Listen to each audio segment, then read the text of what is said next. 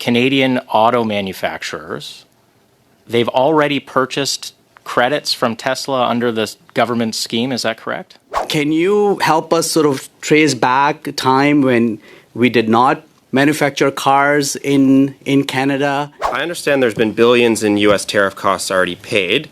Have you received any of that back in remissions? That is a good question. Canada is really focused not only on the Canada-U.S. part of things, but also in terms of our trade diversification. This Guy's Garage. Like and subscribe. Welcome to meeting number 2 of the Standing Committee on International Trade. Mr. Kingston, if you would like to start off with 5 minutes, please.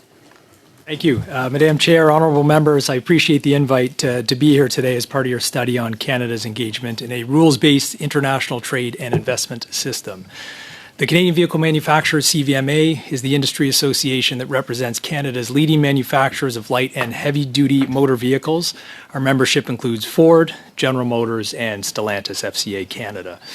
As a trading nation, the rules-based international trade and investment system is foundational to the success of the economy.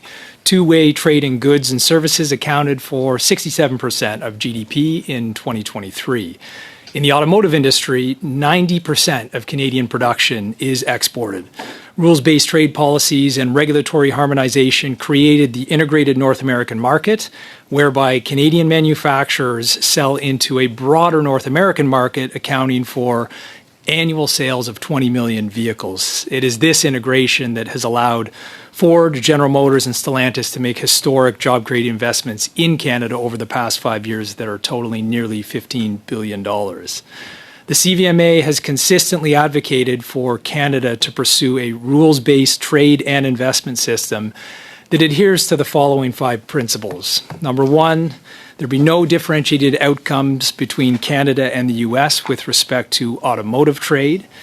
2, that trade rules support the deep integration of the North American integrated automotive industry. 3, rules of origin that fully consider and align with our strong dependence on sourcing within North America. 4, currency disciplines to ensure that market access provisions in our trade agreements are not undermined by currency manipulation. And 5, the removal of all non-tariff barriers such as unique regulations or taxes that impede free trade. China does not adhere to many of the rules-based trade and investment principles that have been fundamental to the success of the auto industry and the Canadian economy. The CVMA strongly supports the China surtax order that placed a 100% tariff on Chinese EV imports, and we have asked the government to maintain it. The economic and national security concerns that prompted the government to implement the surtax in the first place remain the same today. There is simply too much at stake for the auto industry and the broader Canadian economy if this surtax were to be removed. The playing field must be level and rules-based if Canada's auto industry is to compete with China's EV industry. In markets around the world where action was not taken quickly, Chinese EVs have rapidly gained market share and undermined the domestic automotive industry. The best example of this is Mexico. This year, 1 in 3 new cars sold will be built in China. That's up from 4% of the market in 2020. China has achieved this EV price advantage through a state-directed industrial policy that has provided subsidies totaling an estimated US $230 billion between 2009 and 2023. Combined with weak labor and environmental standards, and Chinese manufacturers can produce and sell EVs at a price point that is far below what a North American OEM could achieve. As documented extensively by Unifor, non-existent labor rights in China have suppressed wages and artificially lowered the cost of production. According to an analysis of 30 Chinese auto companies, the hourly wage paid is anywhere between US $1.93 and US $4.27. Just to give you a sense of how that compares to CVMA members who are unionized, a production assembler there is paid an average hourly wage of $44.52 per hour and, of course, has generous pensions and benefits. In addition to a level playing field, we recommend the federal government eliminates the EV sales mandate known as the Electric Vehicle Availability Standard. This mandate prioritizes arbitrary EV sales targets over the development of the North American supply chain. This policy has opened Canada to subsidized or dumped EVs from China and other non-market economies. We recommend that this misguided EV sales mandate is scrapped in advance of the review of the CUSMA, our North American Free Trade Agreement. Thank you very much for the time, and happy to answer any questions. We will now open the floor for questions from our members. Mr. Chambers for 6 minutes, please. Thank you very much, Madam Chair. I'd like to welcome all the witnesses here for this first meeting of a very important study and for your opening testimony. I'd like to start with Mr. Kingston for a couple minutes, if I might. I just heard you mention a couple stats. I just want to make sure I got them right. Did I hear you correctly? 90% of Canadian vehicles made in Canada today are exported? Yeah, approximately 90% is where it's been historically. Okay. I assume most of those are going to the United States? That's correct. Do any of them go to China? No. Okay. No, it would be minuscule and probably non-existent. Right. For a whole bunch of reasons, but really, they wouldn't even be allowed to go to China, right? No, due to tariffs, vehicle standards, divergence in regulations, that would not make sense or be possible. Right. And so I read in today's Globe and Mail, I think an opinion piece authored by Clean Energy Canada. I'm not sure if you're aware of that organization. I am, yeah. They're suggesting that Canada opens its doors to electric vehicles coming from Europe, but in reality, I think they're actually coming through Europe, but from China. Is that your understanding? Yes, I've had a glance at the report. My understanding is the vehicles that were included in it, a number of them were coming from China to Europe and then proposing they come to Canada. Okay. And do you know who funds Clean Energy Canada? Who's behind that? I mean, you disclosed who your members are. Do you know who the members of Clean Energy Canada are? I do not, and I've wondered because they've been very adamant that Chinese vehicles come into the Canadian market, but it's not clear to me. There's no transparency around who funds them. Okay, so Canadians really are being asked, or the government's being asked on behalf of Canadians to effectively allow vehicles from a country that won't allow our vehicles to go there so that they could displace vehicles that in theory are built here. Is that what your understanding is? That is my understanding of the ask, yes. Okay. And you mentioned the electric vehicle mandate, and I got to say, you've been very famous. You've been on TV a number of times. You've been giving interviews, and I saw an interview you did a couple weeks ago with on CBC actually with David Cochrane, and I think you mentioned there are currently Canadian auto manufacturers. They've already purchased credits from Tesla under the government scheme. Is that correct? Yes, according to our estimates, there's a deficit of EV sales between now and 2030 of about 550,000. So that's compared to the government mandated targets. So to manage that deficit, companies have to contract with automakers that have surplus EV sales, and that would be anywhere, as we get towards 2030, the number could be as high as $3.6 billion. But according to our estimates, over $1 billion has already been committed to this. So over $1 billion from the industry committed to purchasing credits. Is that what I understand? That is correct. And currently, there's only one seller of credits. Is that not correct? There's one company that would have surplus credits that only produces electric vehicles and would be in a position to sell, yes. Okay. And is that $1 billion number money that has already gone to Tesla, or is that money that is committed to go? So I can't tell you how much would have already gone. It's committed to a multi-year contract that you could effectively option these credits as required over the coming years. But the current gap right now between the mandated sales level by the federal government and the current sales level, we're at 7.7%. We have to get to 60% sales by 2030. There is no way to close that gap without significant credit purchases. So while it's an option, companies will have to go down that road. Okay. And is that $1 billion just for your members or for the entire sector together? That's an estimate of the entire sector based on the gap. Okay, so that would also include other manufacturers that are not currently in your That's correct. organization. Okay, that's very helpful. I had heard that hundreds of millions of dollars have already gone to Tesla. Cash has gone to purchase credits by one manufacturer.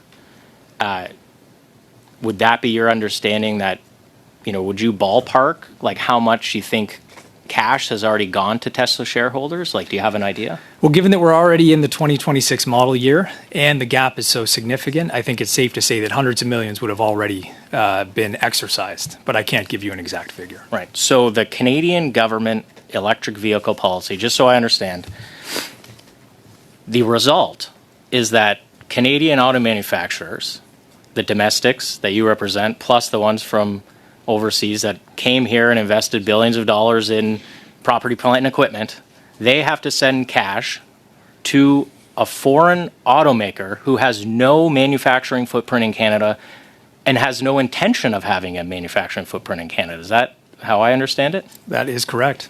Okay. 20 seconds remaining. Madam Chair, I'll yield my time to the floor. Thank you. Thank you very much. Thank you, Mr. Kingston. Napke, please, for 6 minutes. Thank you. Thank you very much, Chair, and thank you to all the witnesses for being here today and, as my colleague mentioned, in helping us undertake, as we start this new parliament, new committee, a very important fundamental question around the impact, and I like to think positive impact of the rules-based trading system and why it's been important for Canadian economy, and so really appreciate different sectors being here. And I will start my line of questioning with Mr. Kingston again.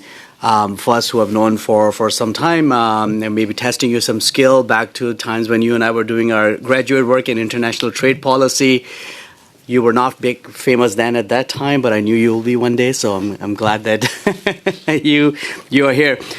Look, I think Canadian auto sector is a great example of a rules-based trading system. I think the existence of manufacturing of automobiles in Canada is a result of that.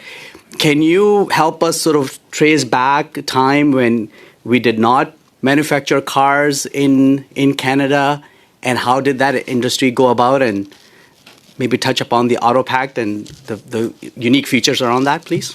So the auto industry has been building cars and employing Canadians for 125 years. And if you go back to the foundation of the industry, we used to, of course, have significant trade barriers. And so manufacturers would put a facility here to overcome that barrier and build in market.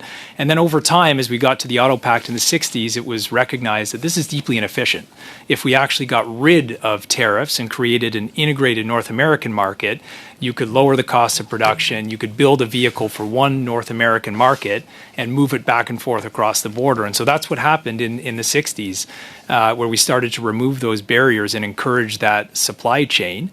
And the result is, and we reference this stat regularly, but a part or a component can cross the Canada-US or US-Mexico border 7 or 8 times before it's installed in a finished vehicle. That has been the foundation of the success of this sector. It's currently under challenge because of US 232 tariffs on the industry, but rules-based trade and open trade has enabled this industry to thrive in Canada. And Auto Pact, to my memory, was signed in 1965. 65, yeah. Right? So, and one could perhaps argue that was the genesis of, in fact, the free trade agreement, and then NAFTA, and then CUSMA that we entered with U.S. Is that your impression as well? Yes, absolutely. I mean, autos were at the center of trade discussions between Canada and the U.S. going, back 60 years. So really, probably behooves us all that we are sort of finding ourselves at a point where we've demonstrated the success of a rules-based trading system, breaking down barriers, reducing tariffs, helping manufacturing and creating good-paying jobs in both American and Canadian jurisdictions, and now we're going back to sort of erecting those barriers again. But there has been challenges as well, and to me, the dispute resolution mechanism of these rules-based trading system is another very important feature. Can you talk about some of the challenges even with the existing free trade that we've had with the U.S., some of the key challenges in manufacturing and how those agreements have assisted Canadian auto manufacturers? Yes. First of all, dispute settlement mechanisms are critical components of trade agreements because it does give you that avenue when you have a disagreement. And we have had challenges. With the CUSMA agreement, there's been a dispute with our American partners over the what's called the supercore roll-up, which is a unique component of the rules of origin. And Canada and Mexico won that case, but the U.S. did not comply with the ruling. So we have had challenges. We also had a side letter in CUSMA on Section 232 tariffs that exempts Canadian production up to 2.6 million vehicles from any future U.S. tariff actions, and that has not been adhered to. So these are critically important parts of agreements, but of course all parties have to agree to implement them, and we've had some challenges recently, which has resulted in this current situation. And how has these agreements have helped Canada attract other manufacturers outside the typical North American car companies we may consider, especially from Japan and other countries, to set up shop here and create employment here in Canada? Well, it's been fundamental to that investment attraction because Canada is a relatively small market in its own right. About 1.8 to 1.9 million new vehicles sold every year. So you wouldn't necessarily put a plant in Canada just to sell to Canadians. You do it because you have access through NAFTA and now CUSMA to the broader U.S. market and Mexico, 20 million annual vehicle sales. So that's been fundamental. Without that access, the case to put a plant in Canada that can produce 300,000, 400,000, 500,000 vehicles a year, it becomes a little challenging. So fair to say that free trade agreements has been critical to job growth, to competitiveness, and in fact innovation as well in the Canadian auto manufacturing sector. Fundamental. It's the foundation of the industry. Mr. Kingston, I think I heard you correctly, but you can correct me if I'm wrong, that one of your outcomes or desires is for no differentiated outcomes for auto trade between Canada and the U.S. Did I hear that correctly?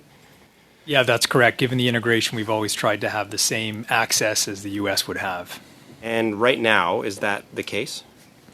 No. The U.S. has been very active, both putting up tariffs but also negotiating bilateral agreements with other markets. So that objective is becoming a little more challenging to achieve. So in the situation where we have right now, that would be a failure, in your opinion. We don't want to stay where we are right now. No, the one area that is positive, though, is on the China surtax. The fact that Canada matched the U.S. action, that was necessary and must be maintained. Thanks. I'll get to that in a moment. What can you tell us a little bit about the current economic impact of the U.S. tariffs on Canadian autos to our auto industry? Significant. Right now, through the first and second quarters of 2025, automakers have reported a total of $12 billion in tariff costs. So that makes it extremely challenging to continue to produce at the levels that traditionally automakers have produced here. So if this persists, it could have an impact on jobs, production. It's extremely damaging. So in a worst case scenario where there's no deal, no larger deal, whether that's CUSMA or something else, and there's no sectoral deal with respect to autos, what happens to the industry? A worst case scenario is that we go back to a pre-auto pact environment where effectively you have to produce in Canada to access the Canadian market. And that's what the federal government has set up, what's called a performance-based remission framework, which effectively puts that in place. So that is where things would go. You would have a far less efficient industry that is focused solely on Canada, and the same thing would take place in the United States. Do you think under that situation the auto industry in Canada is viable? It would be viable, but it's hard to see a scenario where it's as productive, as large, as big of a footprint. So in that situation, we'd see job losses, loss of investment in the Canadian sector?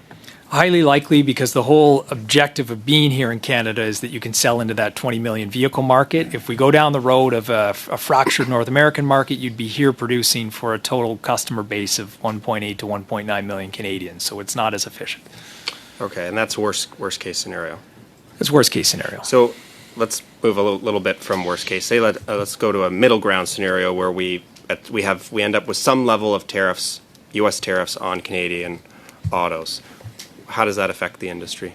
It makes it very hard to attract new investments and to expand the footprint here. We can hold on to what we have, but it will be costly to manufacture in Canada, even at a low tariff rate, just because of the volume of production. So ultimately, this means higher prices, not just for Canadians, but for Americans. When you go to purchase a new vehicle, we've seen estimates of price increases of $4,000 to $12,000. It means less production, and it means less jobs. So if we get no deal and we have some level of tariffs on the Canadian auto sector, does that mean we will see job losses in our auto sector? It depends on the tariff level, but it is hard to produce at the levels that we have historically produced at if we are facing tariffs on Canadian production. So if we're producing less cars in Ontario, we need less workers to produce those cars. That's correct. So, okay. So that sounds like job losses to me. Worst case scenario. Okay. Do you think it's important that the EV mandate be dropped immediately before we get into any negotiation with the United States? Yes, it absolutely needs to be dropped for a couple of reasons. First, there's the economic reasons that we've discussed. The industry is under extreme pressure. A federal mandate that puts billions of dollars of cost on Canadian manufacturers makes absolutely no sense. Secondly, we need to work with the United States in this transition to electrification. We've won huge investments into Canada. Canada has a role to play in electrification. To have these extremely divergent policies, it does not make sense. Thanks.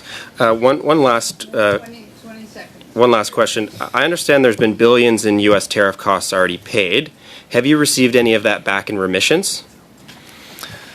That is a good question. There have been remissions through the supply chain on some of the inputs. So, for example, some of the steel inputs and so on. So I understand that, yes, remissions have been received there. And automakers are not currently paying tariff on vehicles they bring in from the U.S. because of the performance-based remission framework.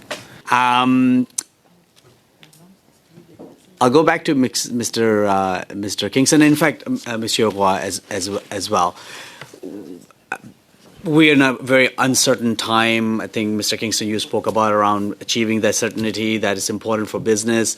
Canada is really focused not only on the Canada-U.S. part of things, but also in terms of our trade diversification. We still fundamentally believe that rules-based trading system, a liberalized trading system, is a good thing for Canadians and for the Canadian economy.